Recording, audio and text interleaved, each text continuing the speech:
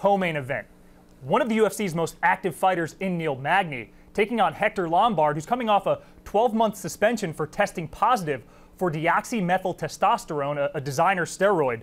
Stylistically, what are the keys for each fighter in this one?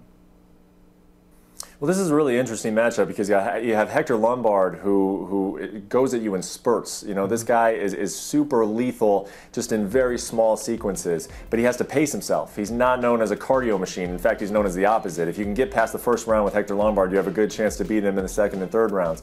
And Neil Magny, on the other hand, is a cardio freak. You know, this guy can go all day. We've seen it throughout his career.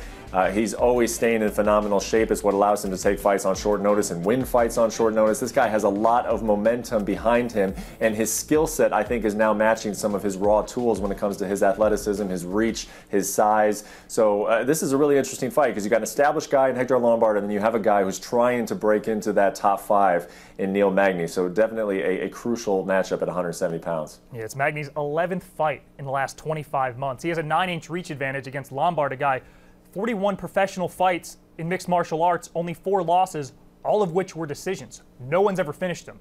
So all that said, Brett, what's your pick? Yeah, I don't think Neil Magny finishes Hector Lombard here, but I do think he gets a win against him. I just think, you know, as long as Magny can survive that first round, I favor him in the second round and the third round. This guy sets a high pace, and as I mentioned, Hector Lombard, I think he will wilt a little bit under that high pace. As long as he's got a guy who's kind of standing in front of him and willing to fight at his speed, he's very effective. But if he's got a guy who's pushing the pace and making him take those big, heavy breaths, especially coming off of a 12-month layoff, I like Neil Magny to get it done and keep this win streak rolling.